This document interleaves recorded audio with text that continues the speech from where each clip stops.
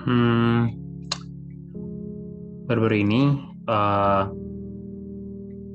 ada berita yang sebenarnya ngebuat gue ngerasa miris gitu, ngerasa kok bisa ini kejadian dan eh, gue juga sebenarnya bingung nih mau ngomongnya gimana gitu.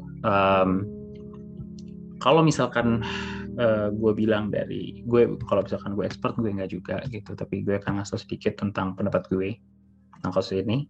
Kasus ini apa? Jadi ada seorang remaja atau seorang bukan remaja ya, sebenarnya seorang pemuda, kita bilang pemuda ya karena umurnya juga sebenarnya masih 20-an gitu. Jadi beritanya itu dia mengakhiri hidup dia melakukan bunuh diri di rusun gitu dan itu disiarkan di media sosial, tepatnya di TikTok. Dan ini berita baru, baru banget keluar gitu dan ini gemparin banget. Dan setelah saat gue ngeliat ini tuh yang gue rasain kayak wow gitu, kayak masih apa namanya, uh, kejadian kayak gini gitu bener-bener yang orang bisa ngebuka mata banget tentang yang namanya depresi gitu. Karena saat di beritanya polisi itu nanyain ke teman korban, dia bilang enggak kok, dia berdiam aja, dia nggak biasa aja gitu, katanya ya berdiam tapi biasa aja gitu, nggak ada apa-apa gitu. Tapi ini juga yang ngebuat gue teringat tentang sebuah kejadian gitu. Mungkin gue mau sharing sedikit. Jadi kejadiannya itu uh, gue punya teman. Nah, suatu malam pas di malam-malam ini teman gue nelfon gue. Dia bilang, eh gue kayaknya mau mati aja, dia bilang gitu. Gue nggak sanggup gitu. Dia bilang pokoknya dia mau mengakhiri hidup dia gitu malam itu. Gue cuma bilang lu tunggu di situ gitu, gue kesana. Gue cuma bilang lu jangan apa-apain, gue kesana.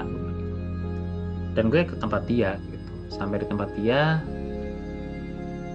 gue ngelihat kalau misalkan dia udah nyiapin katakanlah persiapannya gitu, untuk ngelakuin itu gitu. Dan dia bilang sama gue kalau misalkan lo telat dikit aja mungkin gue nggak di sini gitu, kayak dia bilang gitu. Setelah itu ya gue nanya ke dia, gue nanya kenapa dia kayak gini, dia ngerasa dia overwhelmed, dia punya banyak, dia ngerasa dia nggak kuat lagi dan bla bla bla, dia cerita gitu. Semalaman itu ya gue dengerin dia cerita. Dan uh, saat gue dengar cerita dia gitu ya, itu gue ngerasa kayak wah gitu, kayak waduh, gue ngerasa ini apa namanya, gue selama ini selalu ngira kalau dia itu gue fine fine aja gitu, nggak ada masalah, nggak masalah pasti ada, tapi gue masalah yang ya dibilang berat banget juga enggak gitu ya, sama-sama kecil-kecil aja gitu. Karena kalau gue pikir dia untuk punya masalah depresi enggak juga, karena gue ngerasa dia udah ya fine fine aja gitu. Dan saat itu gue juga masih awam banget, gue juga masih katakanlah gue nggak terlalu peduli dengan keadaan sentimental saat itu. Gue nggak peduli dan gue ngerasa lo lah, maksudnya kayak apa sih gitu, kayak ngerasa kalau misalkan kesehatan mental ya lo bisa lah aja kesehatan mental lo gitu, nggak nggak susah. Nah, saat gue dengar cerita dia gue baru tahu kalau misalkan yang gue cek ya, maksudnya yang gue lihat gitu, ternyata itu berbeda dengan apa yang gue pikir selama ini tentang depresi. Di pikiran gue depresi itu, orang depresi dia itu dia akan nangis tiap hari, dia murung, dia selalu kayak aduh gue udah apa namanya, gue malas banget nih di sini ini, dia selalu kayak komplain tentang hidup dia gitu. Itu yang gue pikirin satu tentang depresi gitu. Dan ternyata nggak juga gitu. Dan itu ngebuka mata gue banget tentang yang namanya kalau misalkan orang-orang di sekitar kita, mungkin saat ini mereka, mungkin lo bisa saat ini ketemu mereka, mereka biasa aja gitu, tapi lo nggak akan tahu di dalam diri mereka kayak gimana. Bahkan orang-orang orang-orang yang lo lihat bahagia, orang-orang yang lo lihat tersenyum tertawa, mungkin mereka nggak ngerasa kayak gitu loh. Mungkin mereka tertawa hanya karena mereka ingin lo nggak ngerasain apa yang mereka rasain. Mereka ingin lo bisa bahagia, jadi nggak ngerasain apa yang mereka rasain, ataupun mereka tertawa karena mereka nggak mau lo lihat mereka sebagai sosok yang lemah.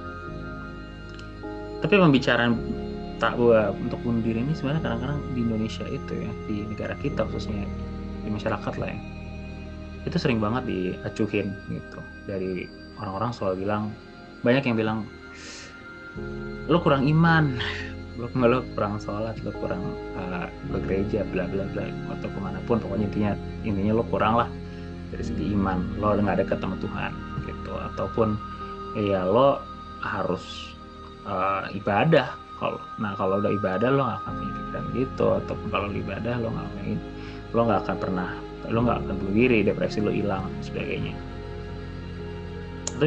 Tapi ya itu yang sebenarnya harus dihindarin, yang orang sekarang harus paham kalau misalkan kesehatan mental itu bukan karena orang ini lemah gitu, tapi emang ketahanan orang-orang tuh beda-beda gitu. Jadi lo nggak bisa nyamain satu orang dengan orang lainnya. Kalau misalkan kita bisa nyamain semua orang gitu ya lo bisa bikin standar itu, tapi sayangnya lo nggak bisa nyamain dari orang dengan kesehatan mental, tingkat ketahanan mental orang satu dan orang lainnya gitu. Dan ternyata penyakit mental tuh nggak bisa dilihat kayak dengan mata. Lo kalau ngeliat orang patah tulang, ya kan, lo ngeliat orang patah tulang, lo tahu kalau dia sakit gitu, ini sakit orang patah tulang. Tapi beda dengan kesehatan mental, lo penyakit mental tuh lo nggak bisa lihat itu, lo itu nggak akan mudah dilihat, dan orang juga nggak akan bisa tahu juga rasanya sampai mereka mungkin bisa rasain sendiri gitu. Lo pernah lihat nggak, misalkan ada orang ada orang yang punya luka mungkin, atau luka gede ataupun patah gitu, terus orang bilang lebay, lo jalan aja lah gitu, tinggal pakai aja jalan gitu. Enggak kan, karena luka fisik tuh lo bisa lihat, tapi mental enggak kayak gitu cara kerjanya. Dan bunuh diri yang orang ini lakuin dalam kasus ini gitu, di dalam media sosial, gue jadi ingat sebuah cerita juga, sebuah berita juga dulu gitu, dimana ada remaja itu masih belasan tahun yang mengakhiri hidup dia juga itu karena voting di Instagram. Jadi di platform beda, tetap sama media sosial, cuman di Instagram. Di situ dia nanya gitu, menurut lo apakah gue harus ngakhirin hidup gue atau enggak? Dan apa ya, brengseknya gitu, maksudnya sialnya orang-orang yang ada di media sosial dia itu 69% orang di voting itu vote untuk bilang iya lo harus mati gitu. Akhirnya dia nggak bisa ngakhirin hidup dia karena voting itu. Dan orang-orang merasa gue cuma voting kok. Enggak, lo nggak ngevote, itu bukan cuma permainan. Lo bilang voting, enggak, gue cuma voting kok, gue nggak bersalah. Enggak juga, lo bersalah. Lo ikut andil dalam mengakhiri nyawa anak tadi. Lo itu ikut andil juga, lo ikut andil. Bukan berarti lo ngebunuh orang tuh lo harus nusuk dia atau nembak dia pakai senjata api, enggak. Voting lo itu dengan suara lo itu juga bisa dikategorikan lo ngebunuh dia juga, lo ikut andil. Makanya gue selalu miris, selalu sedih gitu kalau ngeliat kalau misalkan banyak banget netizen di media sosial gitu yang selalu anggap udah lu mati aja, lu kayak gini. Lo nggak akan tahu dampak yang lo berikan ketika lo berkomentar itu, ketika lo ngasih tau itu. Jadi tolong banget untuk bisa bijak di media sosial, karena lo nggak akan tahu apa yang akan terjadi akibat kata-kata lo.